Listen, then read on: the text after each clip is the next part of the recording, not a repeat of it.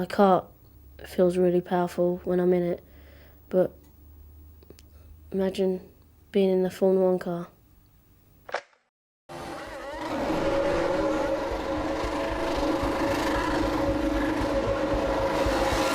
Get in there, Lewis. What a way to do it, mate. What a way to win your 7th world title. That's for all the kids out there who dream the impossible. You can do it too, man. I believe in you guys. Thank you so much, everyone, for your support. This is the story of a boy with a second-hand kart and a dream too big for the world to handle. It's the story of a man who raced not just for victory, but for legacy. Hamilton down the inside on Nico Hulkenberg. In trouble. Looks like he's lost the lead. Lewis Hamilton leads the Belgian Grand Prix.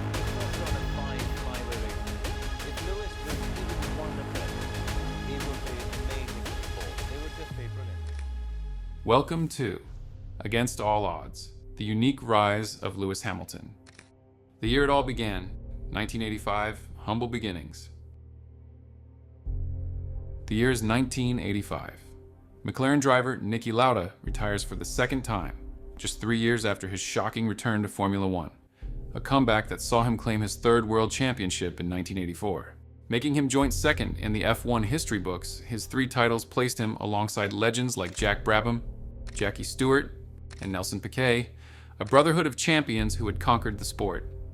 Yet all of them were chasing a ghost, the untouchable Juan Manuel Fangio, whose 5 titles in the 1950s set a benchmark of dominance that seemed almost insurmountable.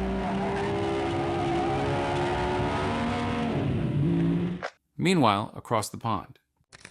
Born in Stevenage, England, Lewis Carl Davidson Hamilton was far removed from the gilded world of Formula 1. His family wasn't drenched in oil money or motorsport heritage. Instead, his father, Anthony, juggled multiple jobs to fund his son's karting dreams. Behind every great driver is a team, but for Lewis, his team was one man, his father. Anthony was the pit crew, the strategist, and the cheerleader, proving that passion and sacrifice can create opportunities where none exist. Alongside his mother, brother, and 2 sisters, Hamilton had a strong enough support system to fuel his journey into the pros. 1993, let the race begin. Well, the first time we tried him in a kart, he was only about 2 or 3 seconds off the pace, which for a novice was excellent. The guy at the racetrack said, recommended that the best thing for him would be to get him into a race car. At just 8 years old, Lewis Hamilton got behind the wheel for the first time. What started as a weekend hobby quickly turned into something far greater as he became a master in kart racing. Although he was fortunate to discover his passion at an early age, being the only black racer in the sport came with its own set of challenges. Here's an audio of a 12-year-old Lewis Hamilton recounting the obstacles he faced. In the past years, I've had racist names being called to me. The first time it happened, I felt really upset. I told my mum and dad, and I felt like I needed to get revenge on them. But lately, if anybody had said anything to me, I would just ignore them and get them back on the track. Were the remarks fueled by jealousy, or simply an attempt to break his spirit and gain a competitive edge? From a young age, Lewis quickly understood that he wasn't just fighting for podiums, he was fighting for acceptance, and no child should have to carry that weight. But Lewis wasn't alone in this battle. He watched his father, the only black man in the paddock, work twice as hard, sacrifice twice as much just to give his son a fighting chance. We didn't come from money, and it was just amazing to see the drive and the focus he had to go out and find opportunities, find ways in order to keep us racing. I just relate my life to Cool Runnings, because in Cool Runnings they had to go somewhere to try and find money, and they were asking all these different people, and I could imagine my dad doing the same thing. He's like, how would you like to support the first black Formula 1 driver? And nobody would support us. I'd seen him experience verbal abuse. I could see that it affected him, but I could see him just digest it and just smile. I got this fire in me. I'm like, I want to fight back. And my dad said, just do your talking on the track. He would always say, just do your talking on the track.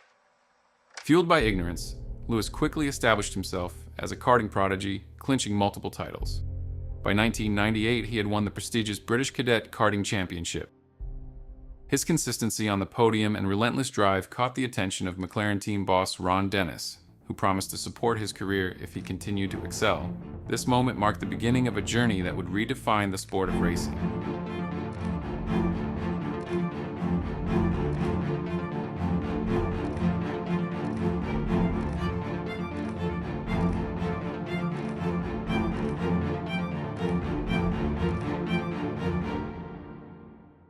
(2004) Mastering the Machine. After a dominant Formula Renault campaign in 2003, where he clinched 10 victories in 15 races, securing the championship with 2 rounds to spare, Lewis Hamilton was ready for the next challenge. Oh, side-by-side stuff. Fantastic in like Formula 4. Vettel gets the place back, slides a bit wide. In 2004, he stepped into the fiercely competitive Formula 3 Euro Series, where he sharpened his fearless approach, attacking corners with razor-sharp precision. His rookie season showcased blistering speed, but inconsistency held him back. Meanwhile, on the grandest stage of them all, Michael Schumacher was rewriting history. The Ferrari icon achieved what many deemed impossible, winning his 5th consecutive world title in 2004 with Ferrari, bringing his total to 7 world championships. Juan Manuel Fangio's 5-title record seemed untouchable, but Schumacher didn't just break it, he obliterated it. One legend was cementing his legacy, another was just beginning his. The following year, Hamilton understood his competition and won 15 out of 20 races, sealing the championship with ease. The next stop was the GP2 Series, where he was crowned the 2006 champion, fast-tracking his journey to the Formula One. 2007, the new McLaren boy. What was the moment like for you when Ron Dennis and Martin Whitmarsh actually told you that you were going to be a Formula One driver with McLaren? It was quite an unreal moment, to be honest. Formula One World Championship will be go! Let's start by both the McLarens. Look at Kiewitz. Against the odds, it doesn't even begin this time. In 2007, Lewis Hamilton wasn't just stepping into Formula One, he was kicking the door wide open. A young black driver in a sport built on exclusivity, Hamilton's arrival wasn't just a debut, it was a culture shift, a seismic tremor in the heart of motorsport's old guard. And he wasn't just making up the numbers. Hamilton lined up alongside Fernando Alonso, a 2-time world champion, in what was meant to be a standard master and apprentice setup. But Lewis wasn't here to play student. From the very first race, he went wheel to wheel with the reigning champion, matching his speed, his aggression, and, most dangerously, his ego. To Fernando, and I said, "Oh, Fernando, by the way, I've decided to put Lewis in the car." And he thought for a moment, and he said, "Don't you want to win the Constructors?" Meaning that he didn't feel that Lewis was going to be much of a threat or much of a points scorer, which I look back on and smile about now, because it was, you know, how wrong he was. Sparks flew. Perhaps this may have made Hamilton feel as though he had to prove something only Hamilton knows. By mid-season, it was no longer McLaren versus Ferrari, it was Hamilton versus Alonso. The Hungarian Grand Prix was the moment everything exploded qualifying day. McLaren had a plan. Hamilton was to let Alonso through first, giving the Spaniard the better track position. But Lewis refused. He knew he was just as quick, maybe quicker, and he wasn't going to bow down. Alonso wasn't having it. In a moment of pure retaliation, it looked as though he deliberately stayed an extra 10 seconds in the pit box, blocking Hamilton from getting his final flying lap in. A tactical nuke detonated in real time. By now it's too late for Hamilton. The clock confirms there's not enough time for Lewis to get out and set a final lap time. Here's Alonso, in his own words, reflecting on the controversial pit stop. You're saying that your engineer was giving you a countdown on the radio as to when you should leave the box? Yes. Did you see Lewis was behind you? Yes. And did you see Pete Vale, your chief mechanic, waving to you to leave the box? Yes. So you took the words of your engineer rather than Pete Vale telling you to leave? Yes, because Sometimes the mechanic, when they see another car behind, they try to change the tires and go. But I have the radio 5, 4, 3, 2, so I wait for the 0. Okay. It's unfortunate then some people jump to the conclusion that you did it deliberately. I know.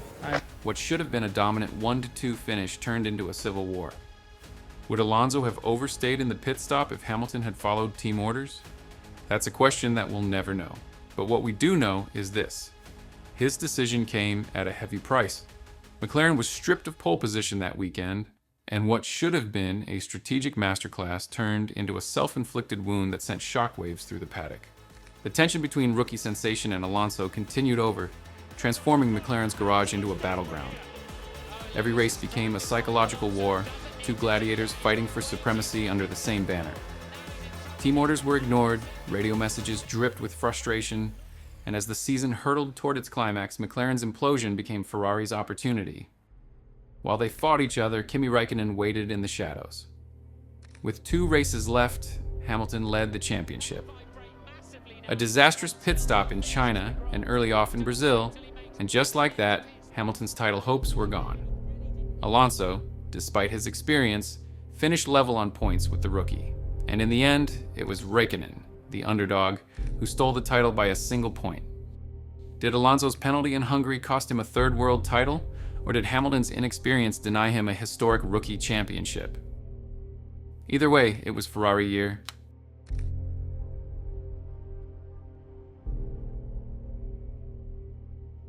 (2013) Shifting gears. Do you not think it might have been better to stay at McLaren for another turn, and then maybe when he's 30 years old or 32, he could go and have the experience to build in a gym? Or you think he's ready now, do you, to go and really help build Mercedes into domination? I think he's ready any time to go anywhere because, as you know, for me, he's one of the quickest guys around. There's no question. He's brutal, he's quick, he knows to drive from any kind of extremes, so more you can't expect. So if he's looking for a new challenge by Mercedes, there is certainly a new challenge because, as you just mentioned, he needs to build the car, the team, the people, and everything together. I think it's good for him. And if it doesn't work out, what will you say to him? If it doesn't work out, this is always the same risk. You've been driving, I've been driving. Sometimes you choose a car, it works. Sometimes you don't choose a car, which does not work. So these things can happen. I think they're in Formula 1 normal. After 6 years of driving with his boyhood dream team, Hamilton shocked the F1 world when he decided to leave McLaren for Mercedes AMG Petronas. With a total of 21 Grand Prix under his belt, Hamilton felt ready for the move. Although Lewis had only won 1 championship in the 6-year period he spent with McLaren, Toto Wolff had seen something that others didn't. As the newly appointed executive director of the Mercedes team in 2013, he played an instrumental role in bringing in Lewis to Mercedes' team. The aim of Mercedes to being one of the top teams, and this is what we are pushing for, to be scoring regular points, podiums, and victories. In every sport, team synergy plays a huge role in delivering success. In basketball, there was Michael Jordan and Phil Knight, who went on to win 6 NBA championships. Jordan with the spin, yes! And the Bulls lead by 3. In football, there are Lionel Messi and Pep Guardiola, who won 14 major trophies between 2008 to 2012, leaving some to believe that he surpassed Alex Ferguson as the greatest football coach in history. And in F1, there was a new sporting duo in town who went on to take the sport by storm.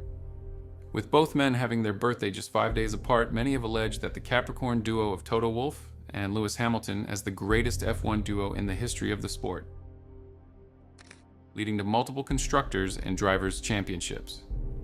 The pair would go on to win 6 world championship titles together, equaling the great Michael Jordan and Phil Knight.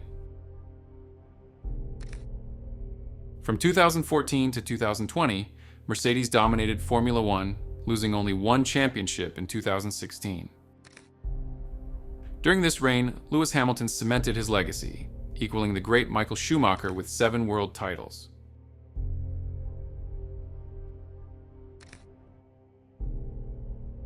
(2021), the race of the century. cancha, le va a tocar para Diego. Ahí la tiene Maradona, lo marcan dos, pisa la pelota Maradona. Arranca por la derecha el genio del fútbol mundial. Y es el tercero, va a tocar para Borruchaga siempre Maradona. Genio, genio, genio, ta, ta, ta, ta, ta, ta, ta.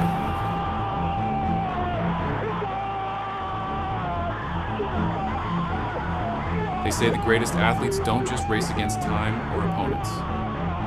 They race against history itself. They compete for immortality, to have their names carved into the granite of greatness as the undisputed GOAT.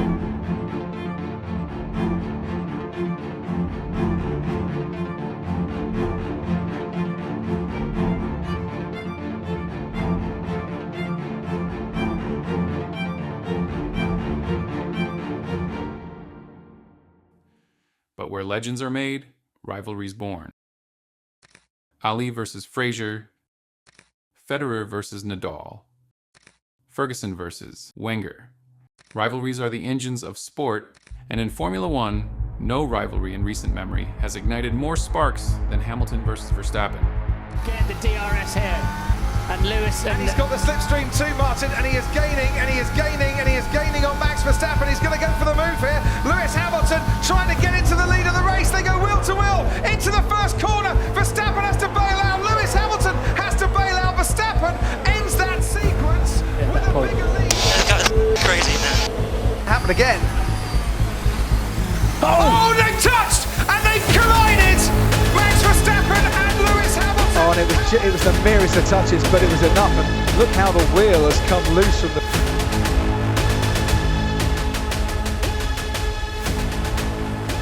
Now, I've got a question for both you and Lewis now. There's been a lot of talk about what happened on the opening lap at Silverstone. If you two end up wheel to wheel after the start tomorrow. Now, can we just already stop about this? Because we had so many questions about this. Like Hamilton, Verstappen wasn't just built for speed, he was sculpted for it. A prodigy on four wheels, Max stormed into the sport like a bolt of lightning, becoming the youngest F1 driver ever at age of 17 in 2015. Just a year later, in a storybook debut for the Red Bull racing team, he roared to victory at the 2016 Spanish Grand Prix, setting the record as the youngest race winner in F1 history at only 18 years old. Max wasn't just fast, he was fearless.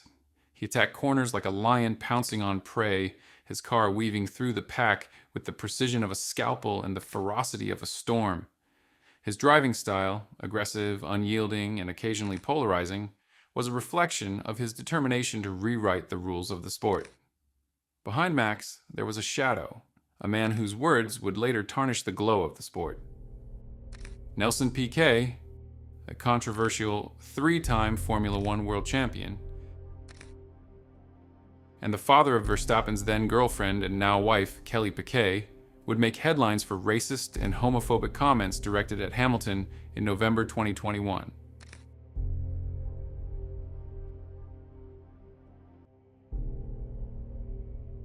The remarks underscored the cultural and personal tensions simmering beneath the surface of this epic rivalry. Throughout 2021, Verstappen and Hamilton went wheel to wheel all season.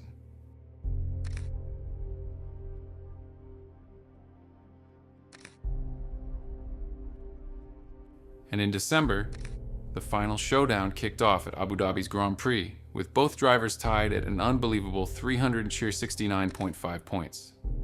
The stakes were monumental, a moment so rare it felt almost poetic, as if fate itself had conspired to set the stage for one of the most dramatic finishes in Formula One history. We've been waiting for this all season long. The finale, the title decider, under the lights here in Abu Dhabi. It's lights out. The 2021 Abu Dhabi Grand Prix was set to crown either Lewis Hamilton or Max Verstappen as the world champion. It is a dream start for Lewis Hamilton. Hamilton had led the race with a comfortable margin, seemingly on course for his record-breaking 8th title, which would have placed him ahead of Michael Schumacher as the most decorated driver in F1 history. Then, controversy struck. With just a handful of laps remaining, Nicholas Latifi crashed, triggering a late race safety car. The FIA race director, Michael Masi, made the now infamous decision to allow only the lapped cars between Hamilton and Verstappen to unlap themselves, setting up a final lap showdown. On fresh tires, Verstappen had the advantage and seized the lead, snatching the title from Hamilton in dramatic fashion. The fallout was immediate. Fans, pundits, and even drivers questioned whether the rules had been manipulated. It's ending with controversy. No, Mikey, no, Mike, that was so not right. Was it a simple misjudgment, or was there more at play? Just weeks later, Masi was removed from his position as race director, fueling conspiracy theories that the integrity of the championship had been compromised. Max Verstappen, for the first time ever, is champion of the world. Was it a simple misjudgment, or was there more at play? Just weeks later, Masi was removed from his position as race director, fueling conspiracy theories that the integrity of the championship had been compromised. Hamilton, who had been moments away from rewriting history, was left devastated.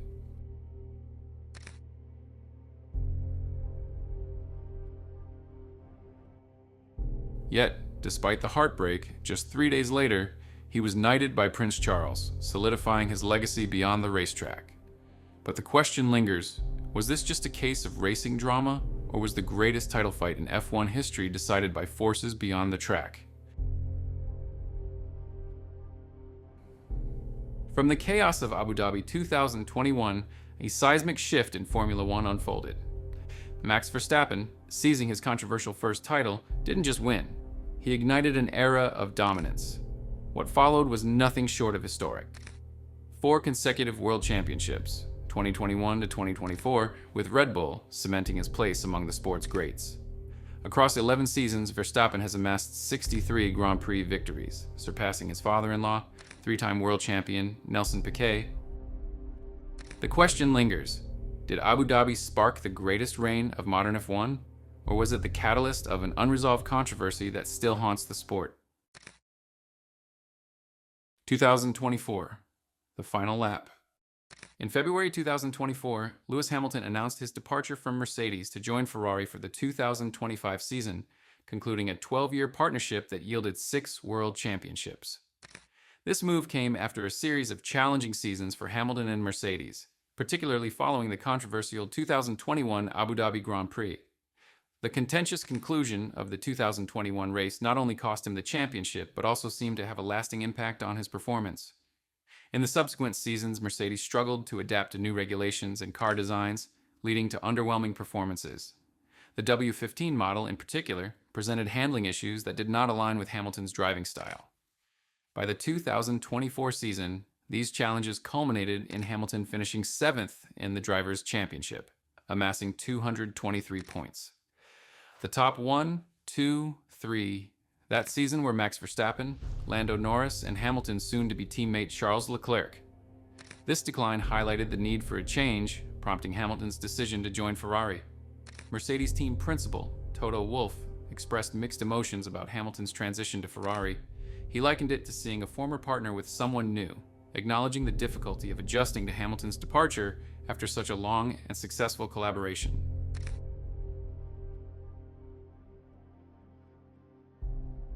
"2025, against all odds." The 2025 Formula One season commenced with unparalleled anticipation. Lewis Hamilton, now donning Ferrari's iconic red, embarked on a quest to etch his name as the sport's undisputed legend. Yet, the Australian Grand Prix unfolded as a crucible of chaos. Torrential rain transformed the track into a treacherous battlefield where strategy and split-second decisions became the arbiters of destiny. At this critical juncture, decisions made in split seconds can define a race. Can you come in? Yeah, box is that, box. Ferrari opts to keep both Hamilton and teammate Charles Leclerc on slick tires, gambling on a brief shower. The rain intensifies, and the gamble backfires. Competitors on intermediate tires find pace, while the Ferraris flounder, losing precious positions. A race that began with such promise now teeters on the edge of disaster. The Scuderia's strategic error becomes a focal point, with fans and pundits alike questioning the decision-making process. Amidst the chaos, Lando Norris exhibits exceptional skill, navigating the slippery circuit to claim victory for McLaren. Verstappen secures second, with George Russell's Mercedes completing the podium. The 7-time world champion crosses the line in 10th, a solitary point his only consolation. not the fairy tale start envisioned with Ferrari. In Shanghai, the air was thick with speculation. Could Lewis Hamilton still deliver at the highest level? After the chaos in Australia, pundits were ruthless in their critiques, some questioning his adaptability, others whispering that his relentless, no-nonsense approach didn't align with Ferrari's methodical philosophy. But if there was one thing history had proven, it was that doubting Lewis Hamilton came at a cost. Ferrari and Hamilton had clearly heard the noise, because what they unleashed on the Shanghai International Circuit was nothing short of a masterclass.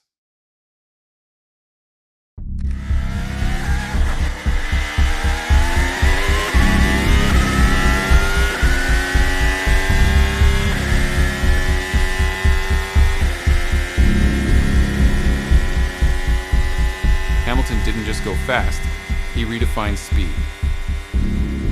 With an electrifying lap of 1 minute, 30.849 seconds, he obliterated the previous record, one that had been set by none other than Ferrari's former star driver. That record had once represented the closest Ferrari had come to a championship in the modern era, a mark of promise that had ultimately fallen short. But Hamilton? He wasn't in Shanghai to chase ghosts. He was here to write his own chapter. And as for Max Verstappen? The reigning champion had set an impressive benchmark, but Hamilton didn't just shave time off his lap, he smashed it. The circuit conditions were pristine. No rain, no strategic blunders, no team politics, just pure, unfiltered racing. And in that moment, Hamilton delivered a clear message to his rivals. The fire still burns. This wasn't just a new lap record. This was a declaration. A reminder that even at 40, the 7-time world champion wasn't finished yet. The road to the title was long, but if Shanghai proved anything, it was that Lewis Hamilton and Ferrari weren't here to participate. But was this the start of a true resurgence, or just a fleeting moment of brilliance?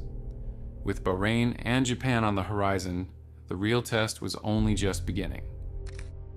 Now that the blistering lap time was on the board, the real test began. Could Lewis Hamilton turn that raw speed into race day success on the Shanghai International Circuit? A track famous for its tight corners, long straights, and unpredictable challenges. Lining up 5th on the grid, with teammate Charles Leclerc in 6th, Ferrari had a chance to bounce back from their struggles in Australia. As the main event unfolded, both Hamilton and teammate Charles Leclerc showcased commendable performances. Leclerc secured a 5th place finish, while Hamilton crossed the line in 6th. These results hinted at a positive trajectory for the boys in red, especially after the mistake that plagued their Australian race. However, the drama didn't end there. After the race, routine FIA inspections turned up some unwelcome news for Ferrari. Both Lewis Hamilton and Charles Leclerc's cars had failed post-race scrutineering. Well, let's break it down in simple terms. Hamilton's issue, the bottom of his car, specifically a skid block designed to prevent the car from running too low, was too worn down. Think of it like the soles of a well-used racing shoe. They had thinned out more than allowed. The FIA requires that this part of the car remains at least 9 millimeters thick, but Hamilton's was worn down to 8.5 millimeters in some areas. This suggests the car might have been running lower to the ground than allowed, potentially improving grip and aerodynamics, though Ferrari insisted it was unintentional. Leclerc's problem, his car was 1 kilogram underweight by the time the race ended. That's like a fighter coming in just below the required weight limit after an intense cut. Why? Ferrari's race strategy meant Leclerc ran a long stint on worn tires, causing unexpected weight loss due to rubber degradation and fuel burn-off. Ferrari owned up to both mistakes, admitting there was no intent to cheat, just a couple of costly miscalculations. But here's the bigger question. Was this just another case of Ferrari's strategic missteps haunting them again? With Hamilton showing flashes of brilliance and Leclerc consistently proving his worth, how will they rebound from this disappointment and Ferrari's backroom decision-making holding them back? Only time will tell as we watch history being made. This is your independent journalist Malachi, reporting a real-time documentary. If you enjoyed this journey through the world of F1, don't forget to like, subscribe, and hit the notification bell. Share your thoughts in the comments below on who we should cover next. Until next time.